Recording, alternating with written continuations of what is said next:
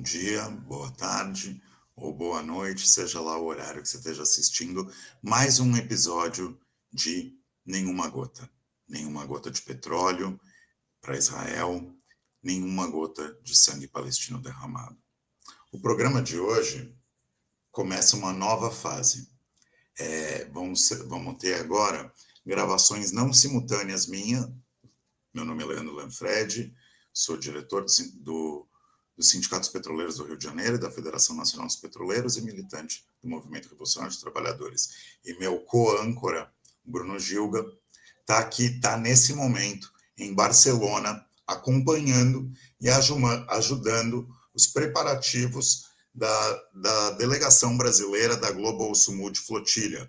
O Bruno, inclusive, ele é o porta-voz da delegação brasileira nessa iniciativa, que é a maior iniciativa internacional de uma flotilha civil numa ação de solidariedade para romper o cerco ilegal e criminoso que Israel faz a Gaza já há 18 anos.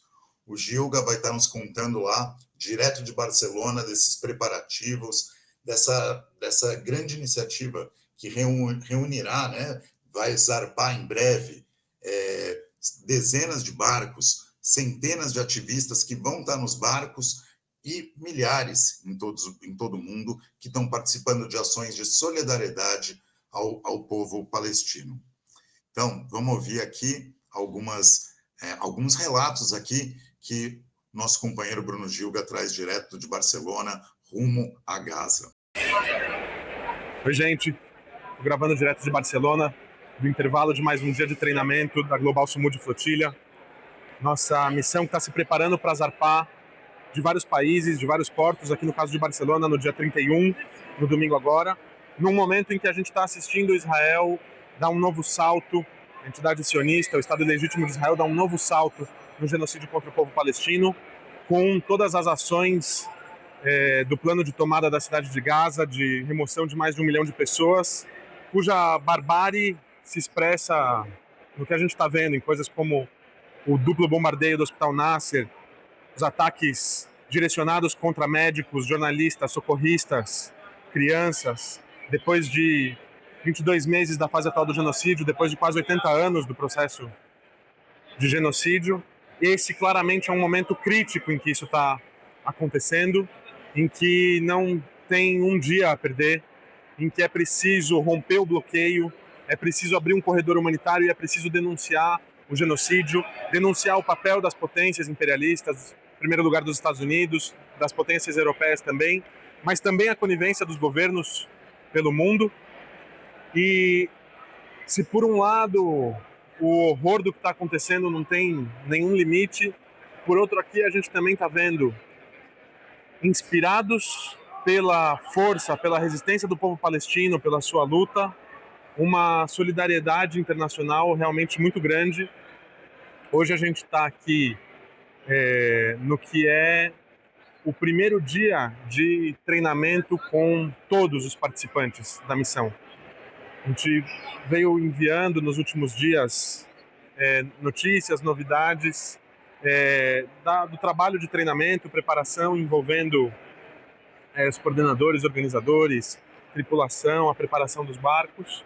E hoje a gente está numa sessão muito importante de preparação envolvendo agora todos os participantes da missão que vão sair aqui a partir de Barcelona, envolvendo também, sinceramente, muita gente solidária aqui da cidade de Barcelona.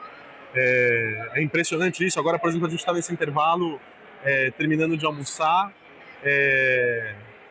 e a gente está num lugar que foi cedido, comendo uma comida preparada, com uma dedicação muito grande por literalmente centenas de voluntários que passaram a manhã trabalhando para alimentar toda essa gente que está reunida aqui, vinda de mais de 44 países, vinda do mundo inteiro, se preparando para navegar rumo a Gaza, para romper o bloqueio, para denunciar o genocídio. E isso está movendo também muita gente aqui na cidade de outras formas, nas manifestações, no oferecimento de alojamento solidariamente para todas as pessoas poderem estar aqui, se hospedar aqui na cidade de Barcelona, e também entre os participantes, trabalhadores com conhecimento de várias profissões que estão sendo postos a serviço dessa missão, enfim. Então, num momento em que a gente está vendo essa escalada, mais uma escalada por parte da entidade sionista, a gente, ao mesmo tempo, aqui está vendo uma solidariedade internacional que é muito forte e que é, sem sombra de dúvida, inspirada pela força da luta do povo palestino, que está se expressando aqui também, inclusive, nesse processo de preparação, com muitos ativistas palestinos e da diáspora palestina. A gente se orgulha muito da força da delegação brasileira aqui nessa missão, que ao mesmo tempo está articulada em contato com o movimento de solidariedade à Palestina no Brasil, com ativistas muito importantes da diáspora palestina no Brasil, para que essa seja não só uma iniciativa e uma missão marítima, mas para que seja parte de uma iniciativa que expresse toda a sua força também nas ruas, nas manifestações. Então, esse dia 31 é o dia de saída daqui, depois no dia 4 saem, tem saídas de outros portos, nos dias seguintes, os momentos em que a gente estiver encontrando todas as embarcações, todos esses vão ser momentos muito importantes de a gente conseguir expressar essa luta e essa solidariedade, a força que ela tem, porque ela move milhões de pessoas no mundo, também em manifestações de rua, em acampamentos nas universidades, e com todas as medidas que a gente puder organizar em todos os lugares e também no Brasil, nas grandes cidades do Brasil, como parte dessa mesma iniciativa e como parte desse mesmo esforço, que é jogar luz sobre a luta e a resistência do povo palestino, fortalecer a voz do povo palestino e denunciar esse genocídio que tem que acabar, e que a gente quer dar um primeiro grande passo para isso, rompendo o bloqueio absolutamente ilegal que a entidade sionista segue impondo sobre a Palestina. Então, eu chamo todo mundo a seguir acompanhando por aqui, acompanhando de perto e também buscando fortalecer esse processo, se organizando, organizando iniciativas, se somando às manifestações, também aí no Brasil e em todas as cidades, em todos os lugares onde for possível. Continuo acompanhando por aqui, através não só do nosso novo programa Nenhuma Gota, mas a cada dia das redes do Esquerda Diário, que é uma ferramenta a serviço de difundir e fortalecer essa iniciativa e, acima de tudo, a luta do povo palestino. Eu queria também aqui narrar, como a gente tem feito aqui no nosso programa, que sempre trazemos uma entrevista, mas narramos alguns eventos, alguns acontecimentos dessa semana no que tange a luta do povo palestino por sua libertação e da solidariedade internacional ao povo palestino. Essa semana a gente viu aparecer na grande mídia um relatório da ONU que, pelos números oficiais, muito provavelmente subnotificados, que 500 mil moradores de Gaza estão submetidos ao nível mais extremo de fome. A fome é repetidas vezes um instrumento de guerra utilizada pelo Estado sionista de Israel contra o povo palestino. A gente também viu o ataque, mais um ataque criminoso a um hospital, que aconteceu dessa vez num hospital em Khan Yunis, cidade na faixa de Gaza, onde Israel utilizou mais uma vez o expediente de fazer um ataque duplo. Primeiro atacam, esperam chegar os socorristas, esperam chegar os jornalistas e atacam novamente para se livrar, matar socorristas e jornalistas. Eles são inimigos de quem vai socorrer feridos e inimigos de quem quer mostrar a verdade do genocídio que Israel tem cometido. Esse genocídio que é cometido e conta com uma cumplicidade, uma sociedade, em primeiro lugar, do imperialismo, que financia, dá armas a Israel, em primeiro lugar, o imperialismo norte-americano, mas também os imperialismos europeus, mas também nosso país, que continua tendo um tratado de livre comércio com Israel e que continua garantindo a entrega de petróleo brasileiro para abastecer o genocídio. Em meio a tudo isso, em meio ao assassinato de jornalistas, a gente vê, por exemplo, um dos maiores veículos do país, a Folha de São Paulo, trazendo entrevistas com supostos historiadores israelenses negacionistas, que negam que existe um genocídio e buscam justificar o inominável, o horror do que Israel vem cometendo. No programa de hoje, a gente vai estar recebendo uma convidada muito especial. A gente vai estar recebendo aqui a Hawa Al-Saghir, que é uma militante palestina há 10 anos, radicada aqui no nosso país, e que ela é coordenadora da rede Samidum de solidariedade aos prisioneiros políticos palestinos, e ela é membro também do Caminho Palestino Revolucionário Alternativo, o Massar Badil. E ela vai estar nos contando, vai estar dando suas opiniões sobre o sionismo, a luta do povo palestino e como parte de uma discussão muito importante aqui da luta pela libertação do povo palestino, como parte da luta de libertação de todos os povos árabes, da luta contra o imperialismo e o capitalismo.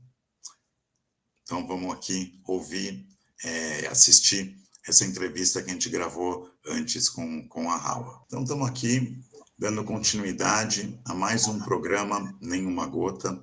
Estamos hoje aqui recebendo a Hawa Al-Saghir, que é uma militante palestina que está há 10 anos aqui no Brasil, é coordenadora da rede Samidum de solidariedade aos prisioneiros palestinos e membro da Massar Badil, o Caminho Revolucionário Palestino Alternativo. É uma honra estar aqui recebendo você hoje, Hawa, para poder estar conversando com a gente, você que é uma voz tão ativa da Palestina aqui no nosso país. Eu queria começar perguntando assim, como na sua história de vida, nascida como refugiada palestina na Síria, como que você começou a se engajar, você que também é cineasta, contar um pouco da sua trajetória e seu engajamento nessa luta. Primeiramente, eu que agradeço o convite, de fazer parte dessa programação e parabenizar essa iniciativa que é super importante para nós agora, no momento atual no Brasil. E a gente está vendo como que a extrema-direita e o sionismo está crescendo mais e mais, infelizmente, no Brasil. Então, é que eu nasci na Síria como filha de refugiado palestino sobrevivente da Nakba. Meu pai nasceu na Palestina, na cidade de Haifa, em 1940, e ele foi obrigatoriamente deslocado e retirado da sua casa para que ser refugiado em outro lugar. Então, ele, junto com a sua família, pediram refúgio na Síria e... Por isso, eu nasci como refugiada palestina, filha de um sobrevivente refugiado da Palestina. E é muito importante mencionar que eu nunca fui para a Palestina porque nós, como refugiados palestinos nascidos na diáspora, não temos o direito de nós visitar a nossa terra ou retornar para a nossa terra. Então, isso é super importante falar. Agora, engajamento na luta vem desde a infância, porque no momento que você entender que você não é daqui, seu sotaque é diferente, as pessoas te acham estranho, você tem a sua comunidade pequena dentro dos campos dos refugiados palestinos, então é uma coisa que você já desde a infância, dos 4 ou 5 anos de idade, você já tem essa noção que você não é daqui, você é diferente, seu sotaque é diferente, as suas comidas são diferentes, além da toda a proximidade com Síria, além que é um país árabe, a gente compartilha muitas coisas das tradições, das culturas, mas também é uma coisa que tem detalhes diferentes, né? Por exemplo, se a gente ir para o Nordeste do Brasil e Sul do Brasil, a gente vai achar uma diferença cultural enorme. Então, a gente está falando dessa diferença, que fala a mesma língua, mas com sotaques diferentes, ter a mesma comida, de um jeito, mas também ter as comidas típicas locais. Mas também é importante aqui mencionar que meu pai foi um dos guerreiros da Frente Popular pela Libertação da Palestina. Ele se juntou à resistência armada em 1967. E depois ele ficou até 1973, mais ou menos, junto com os meus tios, irmãos dele, e também, por coincidência, que teve um irmão da minha mãe também que estava na guerrilha. Então, eu cresci em uma família de resistência, uma família que nunca esqueceu sua origem, o seu direito ao retorno, de onde que vem, e a sua luta que se carrega em cima das suas costas a sua vida inteira, né? Então, até que vale mencionar que o primo da minha mãe, primo de primeiro grau, foi o Salim El Aissawi, que participou do sequestro de avião junto com a Leila Khaled. Então, eu vim de uma família que já tem um histórico de militância.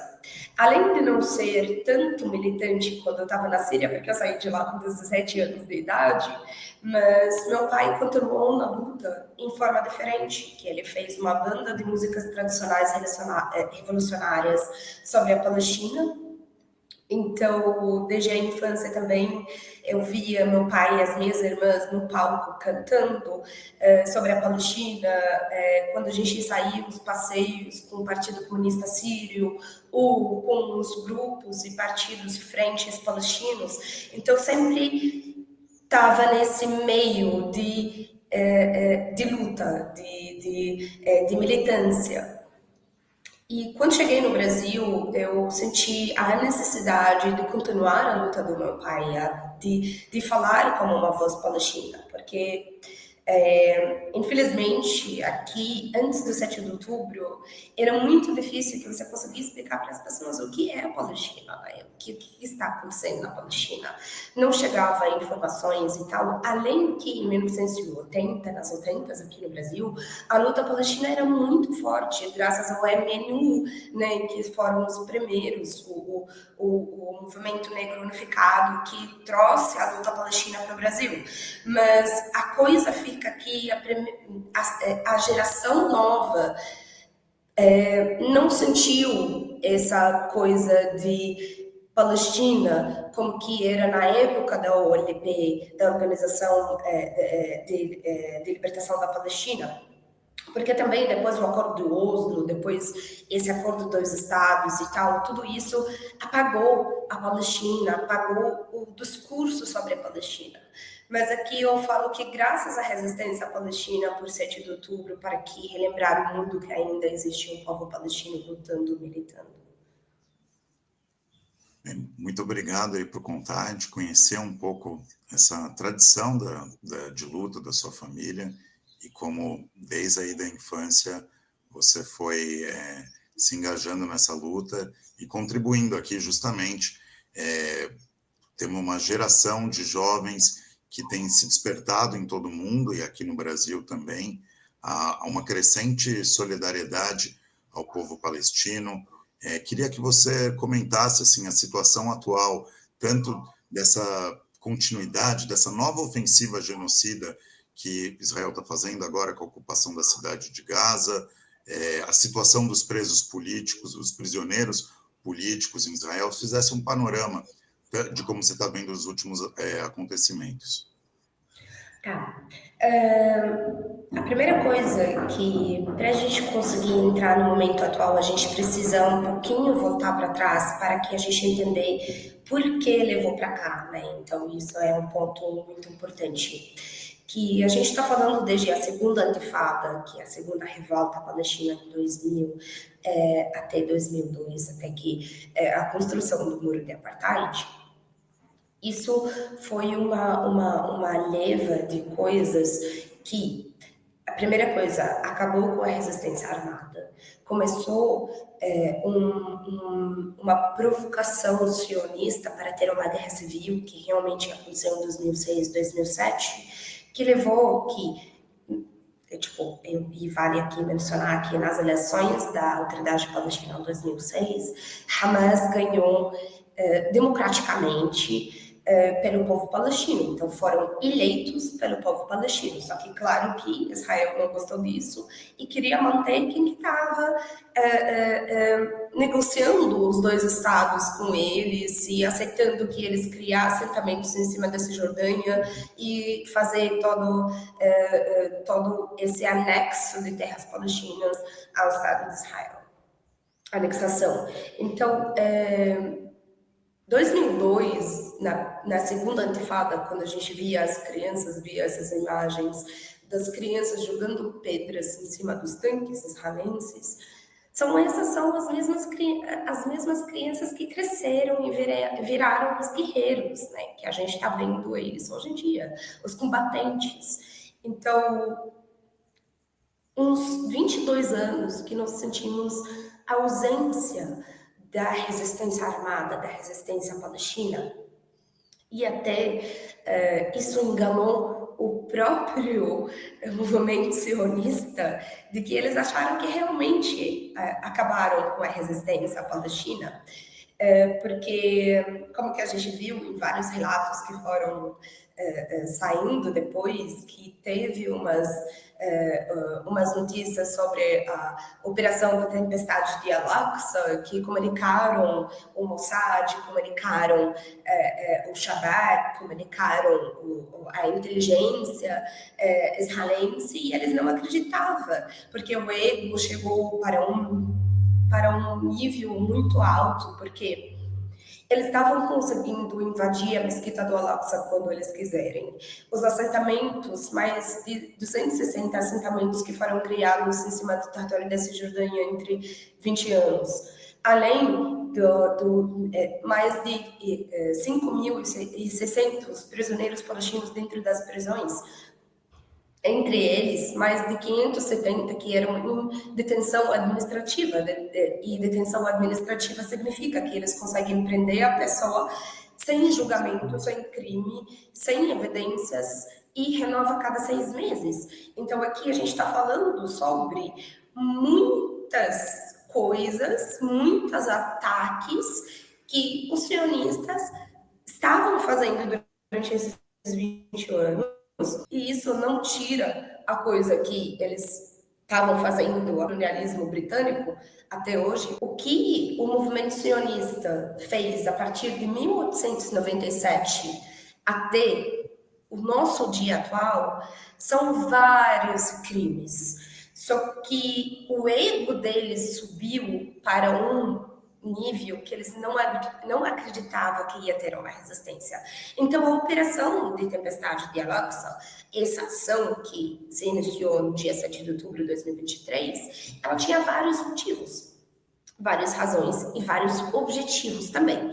Uma delas, por exemplo, que sempre nós, como palestinos, conseguimos a libertação dos nossos prisioneiros através de uma troca de reféns. Isso marcado na história palestina. Não tem como que a gente conseguia alcançar a liberdade dos nossos prisioneiros reféns sequestrados dentro das prisões sem ter uma ação de reféns e acordo de troca. Então, isso foi o primeiro objetivo do movimento islâmico Hamas e do movimento de Jihad Islâmico. Então, a gente tem esse ponto. O outro ponto também é que as profanações que estavam acontecendo, os assentamentos, a gente estava indo para um acordo de normalização quase com a maioria dos países árabes. Então, 7 de outubro era uma necessidade para que parar todas essas ações criminais no Israel. Mas, se a gente olhar para 7 de outubro, era um ataque contra 7 bases militares. Essas bases militares que faziam monitoramento dos bombas nucleares iranianas. Então, se a gente agora pensar que o ataque foi contra essas 7 bases militares. Então, isso significa que a resistência palestina conseguiu muitos dados dessas bases militares. No mesmo tempo, conseguiram muitos reféns para que limpar os prisões israelenses. Só que, vamos falar que o choque foi o nível do barbárie sionista durante esses 2 anos. É um nível que aconteceu, porque, por exemplo, a gente viu que aconteceu 2 levas de troca, né? Então, essas 2 levas de troca, conseguimos a libertação de quase 700 prisioneiros. Mas, no outro lado, hoje em dia, a gente tem mais de 10 mil prisioneiros palestinos dentro das prisões, só da Cisjordânia e de Jerusalém. Então, isso significa que os dados dos prisioneiros da faixa de Gaza nós não temos, porque a primeira coisa foram levados para campos de concentração, não é para as prisões que a gente conhece como prisões, o sistema do cárcere sionista. E a outra coisa, tem mais de 300 mil pessoas ausentes dentro da faixa de Gaza, que são embaixo dos escombros, que foram sequestrados ilegalmente pelo exército israelense, ou que essas pessoas não conseguiram, a gente não sabe o que aconteceu com elas. Então, na verdade, tem essas 2 opções, né? Embaixo dos escombros, ou estão nos campos da concentração. Então, a gente está falando sobre uma tragédia nova que nós vamos encontrar depois do cessar-fogo. E outra coisa muito importante, que o que está acontecendo dentro das prisões do sistema de cárcere sionista, que as prisões onde o advogado palestino consegue acessar, ou temos uns prisioneiros que estão conseguindo sair, alcançar suas liberdades, os relatos que estão saindo de lá são assustadores do nível da agressão, da violência, de estupro. Por exemplo, as mulheres palestinas que estão dentro da prisão e os relatos que elas saem com elas de serem obrigadas a tomar a urina dos soldados ou vão ser estupradas, de revista nus, ou, por exemplo, que elas não podem usar roupa dentro da cela, elas não podem usar o hijab, que elas sofrem muita violência e verbal e psicológica, de ameaças de estupro, ou ficar xingando, ou ficar fazendo comentários sexuais com essas mulheres que não estão se sentindo. E além da condição da cela, claro, que são várias mulheres dentro de uma cela de 1 metro com 1 metro, não tem banheiro. O prisioneiro, em geral, tem direito de 1 minuto de tomar banho só por semana, além da sarna que está espalhada em todas as prisões, além desses problemas de saúde que os prisioneiros estão encontrando dentro da prisão. Então, e isso que ainda conseguiu chegar para nós, isso que nós conseguimos acessar de informações. Então, imagina o que está escondido ainda, por exemplo, do CDT-MAN. CDT-MAN é um dos centros de concentração que é muito parecido com os campos de concentrações nazistas. São a mesma coisa, e ainda o que está acontecendo dentro em uma forma muito mais brutal, de que soltar os cachorros nos prisioneiros e começar a comer eles vivos. Isso pouca gente que fala sobre isso, vai usar os cachorros como arma também contra os palestinos.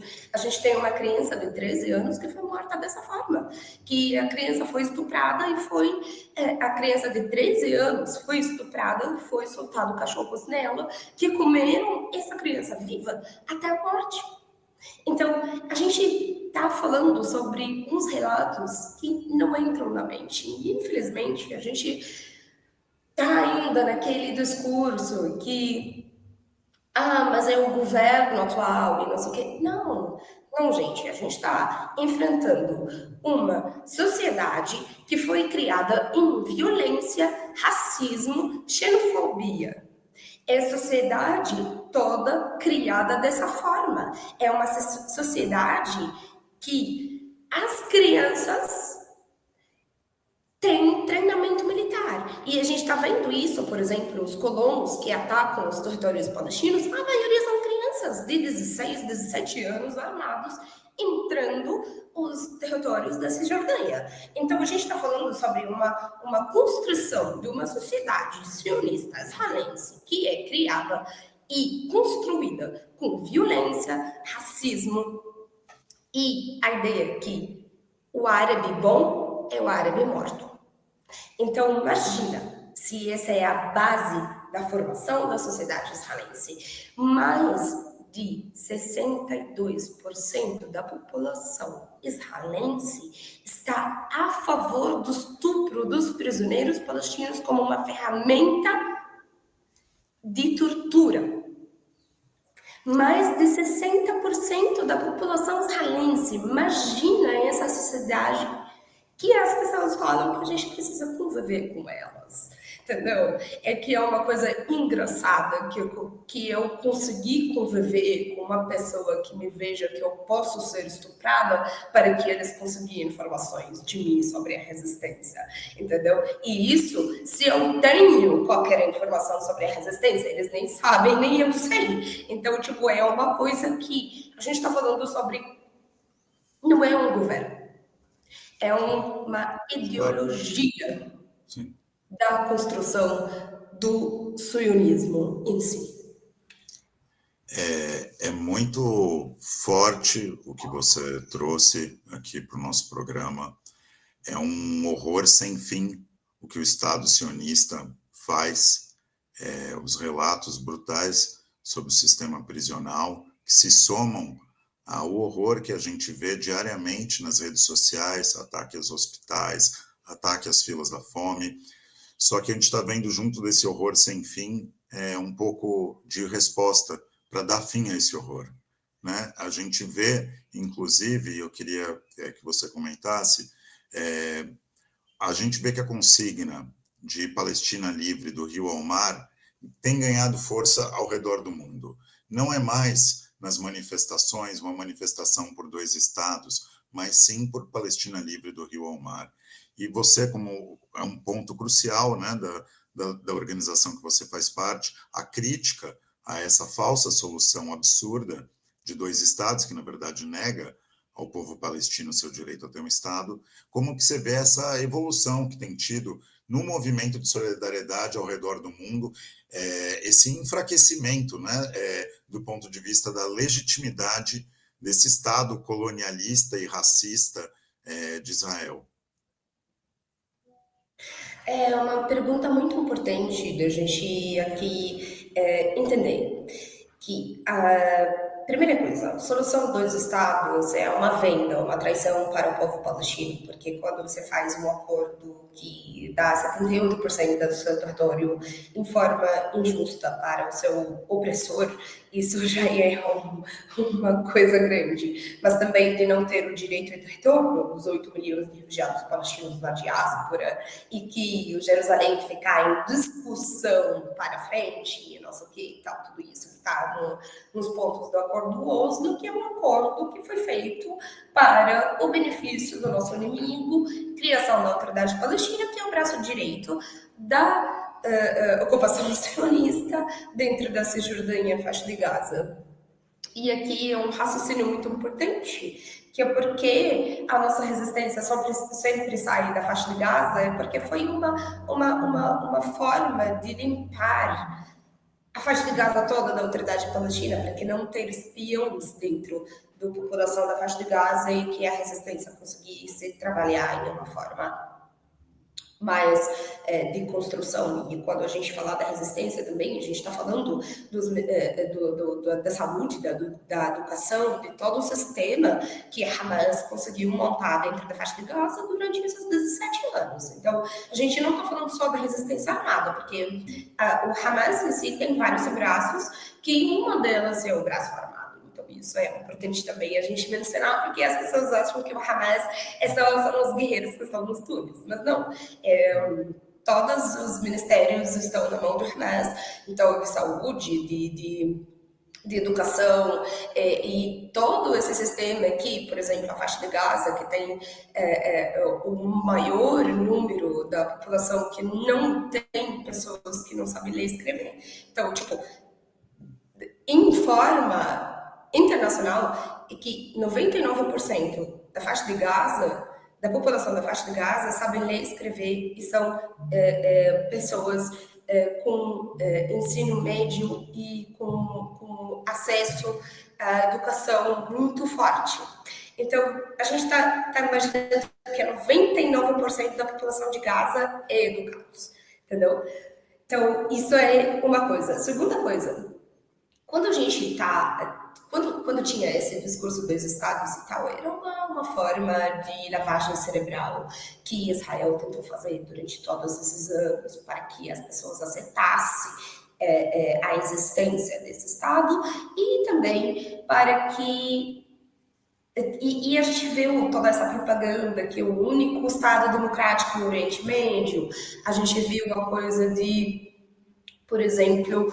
Quando a gente está falando sobre dois estados, quando a gente fala sobre a ideia como que o mundo aceitou essa ideia, é pela propaganda de lavagem cerebral que o movimento sionista fez ao longo de todos esses anos, de que ter que aquela ideia que o único estado democrático no Oriente Médio e que toda civilização e que são civilizados e não sei o quê, e tentar dar até uma visibilidade europeia na própria terra, arrancando as árvores originais e plantando árvores europeias e não sei o quê, e tudo isso caiu em um momento, porque eu vou repetir de novo, graças à resistência clandestina do 7 de outubro, porque deixou a máscara do sionismo cair. E o mundo inteiro entender o que é sionismo. E hoje em dia, as pessoas, quando estão falando da Palestina livre do Rio ao Mar, eles não estão falando sobre a libertação dos 27.027 quilômetros quadrados. As pessoas estão falando sobre a derrota do lobby sionista, sobre a derrota do imperialismo sionista e norte-americano. Então, aqui é uma ideia muito maior, e isso que a gente aqui no Brasil precisa entender. Por exemplo, eu estou agora no Salvador. Eu participei de uma oficina do UPMS, que é a Universidade Popular de Movimentos Sociais. A gente tinha 2 dias de oficina e depois fizemos uma sessão pública na Universidade Estadual de Salvador. Então, na UNEB. E uma coisa muito importante, especificamente no Salvador, que agora o verão está voltando. E a gente sabe que nesse momento de verão, a maioria dos criminosos, os soldados israelenses, depois de assassinar crianças, mulheres, homens, destruir milhares de casas dos palestinos na faixa de Gaza, prender milhares de palestinos da Cisjordânia, de Jerusalém, de Gaza, eles vêm passar as férias aqui nas praias do Nordeste. E aqui vem um ponto.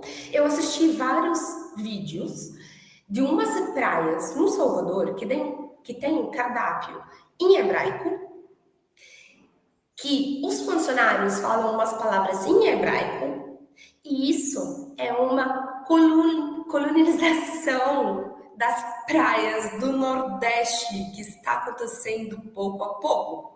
E uma coisa importante, esses soldados entram no território brasileiro sem nenhuma investigação da Polícia Federal, sem nenhum questionamento da Polícia Federal. Mas, se é uma pessoa árabe, uma família palestina que está vindo para cá para pedir refúgio, a gente viu várias famílias que chegaram depois de 7 de outubro que foram deportados. levados para a investigação, abrir os celulares deles, fazer perguntas sobre o posicionamento político deles, e tudo isso é legal, e depois deportar essas famílias fora do Brasil.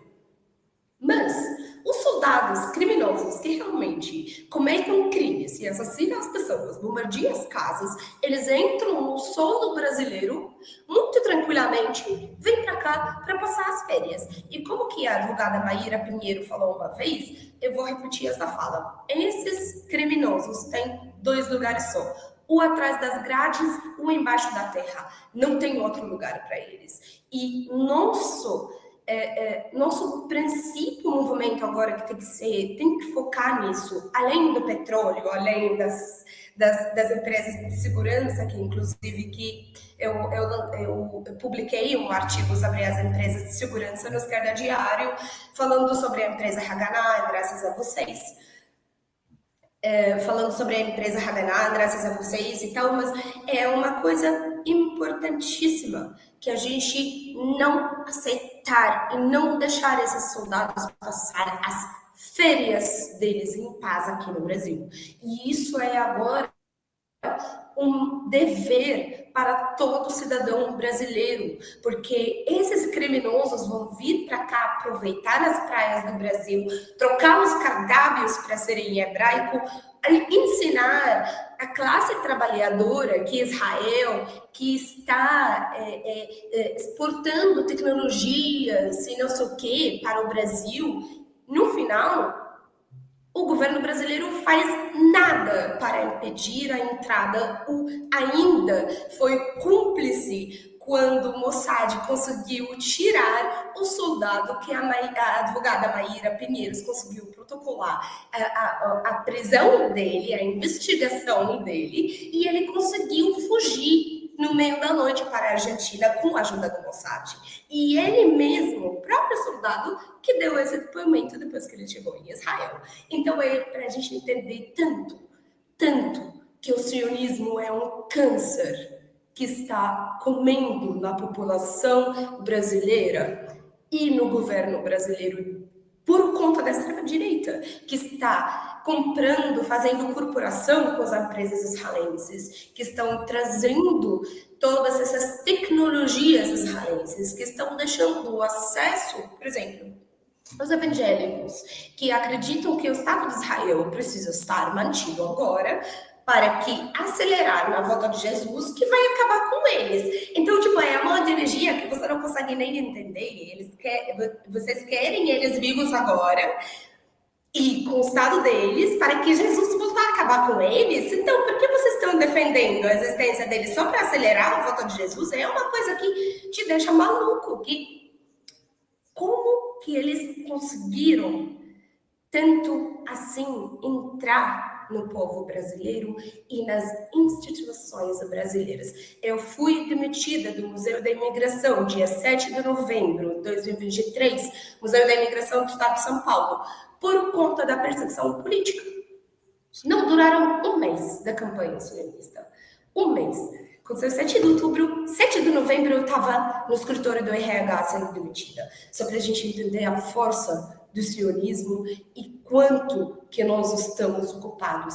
E eu sempre falo, nós que somos ocupados, nós que somos no mundo inteiro ocupados, e o único povo livre é o povo da faixa de Gaza, que está resistindo, que está tentando viver e que ama a vida, e por isso está ainda em pé.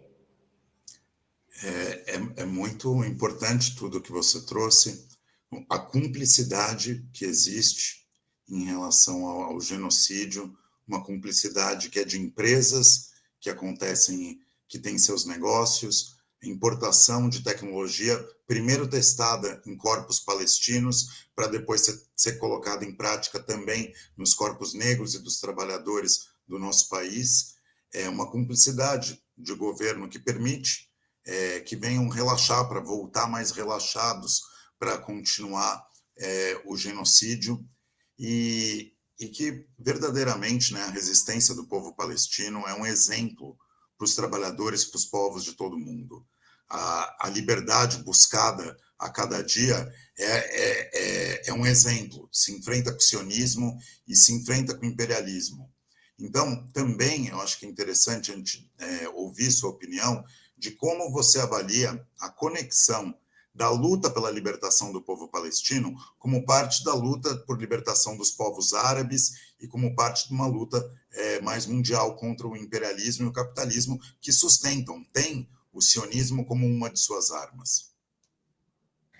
Tá, é importante a gente entender um ponto ideal, que o mapa que a gente conhece hoje em dia dos países árabes não é o mapa original, esse é o mapa do Sykes-Picot, que são um francês e outro britânico que colocaram um projeto colonial para que eles dividir os territórios árabes entre eles e colonizar esses povos. Então, todos os governos que vieram depois são governos que foram colocados pelos próprios colonialistas, que é, por exemplo, o rei da Jordânia. É um cara branco com olhos azuis que fala que ele é da família do profeta. E a gente tem o rei da Arábia Saudita, que é a mesma coisa, que é um cara que assinou a promessa do Belfort para que entregar a terra palestina para os sionistas. Então, quando a gente está falando sobre os governos árabes, a gente está falando que todos esses governos, ditaduras e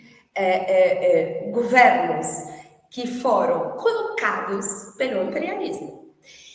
E aqui vem a coisa que, mas por que os povos árabes não saem, não rompem o cerco, não sei o quê? A gente viu que a caravana do Sumud, que foi até Egito, e foram agredidos pelos soldados egípcios, que é, inclusive, o presidente do Egito era um cúmplice total com o genocídio da faixa de Gaza, porque ele é o braço direito do colonialismo, do imperialismo dentro dos nossos territórios. Então, a gente está falando que a região toda está vivendo um colonialismo maior dos próprios governos. Não precisa ter as forças militares israelenses para que ocupar essas pessoas. E isso também se aplica no mundo inteiro. Que é, por exemplo, quando a gente falar que o Bolsonaro ganhou aqui. Isso é uma ocupação sionista no Brasil. Quando a gente fala, por exemplo, da quantidade da extrema-direita que está hoje em dia no Brasil, mais de 50% da população brasileira está com lavagem cerebral de apoiar a extrema-direita. E isso é uma ocupação sionista. Quando a gente, por exemplo, falar das épocas da ditadura no Brasil, na Chile, que tem uma ligação muito importante com os sionistas, que fizeram isso, que ajudaram os golpistas generais a tomar conta. Então, a gente está falando sobre uma ideologia colonial mundial, internacional, que está rolando no mundo. Por isso, como que eu falei, que quando a gente fala a Palestina livre do Rio ao Mar, a gente fala que a derrota do sionismo, que será o início do caminho para que derrotar o imperialismo. E aqui, uma coisa muito importante, com tudo que a gente está vivendo, é importante que a gente não perca a esperança. Por quê? A gente está vendo um povo que faz 2 anos que está sofrendo genocídio, ainda sorrindo, tentando viver, se deslocando de um lugar para o outro, fazendo casamentos. A gente veja as crianças tentando aprender música, fazendo oficinas culturais. Isso é o princípio da esperança, do fé na luta. E quando a gente sentir que nós estamos cansados, muito importante a gente lembrar que temos comida em casa, temos água, temos um lar limpo que a gente consegue, do possível, né? Eu não vou entrar agora nessa questão climática, mas pelo menos a gente consegue respirar normal, não tem as poeiras e todos os materiais químicos que dos bombardeios. A gente está falando de mais de 500 mil toneladas de bombas que foram jogadas em cima desses 2 milhões de pessoas na faixa de Gaza. Então, quando a gente se sentir cansados, por favor, vamos lembrar dessas pessoas, porque nesse momento a gente consegue continuar a luta e nesse momento a gente entende tanto que é importante a nossa luta, tanto que é importante que estamos testemunhando o início do fim do sionismo. E essa é a coisa mais importante da nossa era. Do fundo do meu coração, eu sinto aquela tristeza que meu pai não está vivendo esse momento, que ele faleceu em 2014, que ele não está vivendo esse momento de realmente que a gente está vendo o sionismo caindo, falhando no mundo inteiro. E a gente precisa entender a importância desse momento histórico e continuar no luto, porque quem que está agora escrevendo história somos nós, não é eles. Não está na mão deles mais. A gente que está escrevendo a história. Eu queria agradecer demais sua participação no nosso programa, Raua. Justamente precisamos ter esse chamado dos palestinos a gente resistir, a gente aprender da sua alegria de viver, não só do seu histórico combate, e a gente precisa arrancar a alegria ao futuro, né? Isso vai ser arrancado das mãos do capitalismo, do imperialismo e de cada ideologia racista, supremacista, como é o exemplo do sionismo, e vamos ser parte aqui dessa luta por uma Palestina livre do rio ao mar. Eu queria agradecer a cada pessoa que assistiu aqui o nosso programa, agradecer a participação da Raua. Vamos estar aqui continuando toda semana, comentando os acontecimentos da semana, trazendo alguma pessoa envolvida na luta de resistência do povo palestino e da solidariedade no mundo. Então, siga o nosso programa nas redes sociais, siga o Esquerda Diário e todo apoio ao povo palestino. Muito obrigada e agradeço muito o convite e viva a resistência palestina e a Palestina livre do rio ao mar. Bem, estamos chegando aqui ao final de mais um episódio de Nenhuma Gota de petróleo para Israel, nenhuma gota de sangue palestino derramado. Nesse programa a gente teve uma entrevista muito importante, trouxemos aqui algumas novas visões para fortalecer a luta de solidariedade ao povo palestino, e estamos aqui como parte de uma iniciativa que vem ganhando corpo, a iniciativa da Global Sumud Flotilha, que busca furar o cerco de Israel e entregar ajuda humanitária a Gaza. Então estamos nesse momento decisivo de início dessa maior iniciativa humanitária que o mundo já viu, a maior iniciativa civil que o mundo já viu, e que nós do Esquerda Diário estamos fazendo parte. Nosso companheiro Bruno Gilga está lá em Barcelona contando dos preparativos, e é muito importante que a gente redobre as forças para mostrar nossa solidariedade ao povo palestino. Como fazer isso?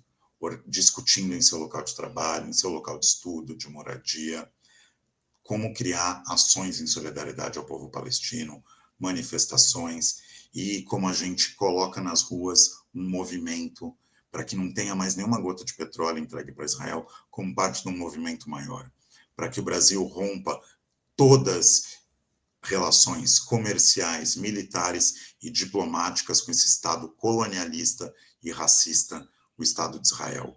Viva a luta do povo palestino, Palestina livre do rio ao mar.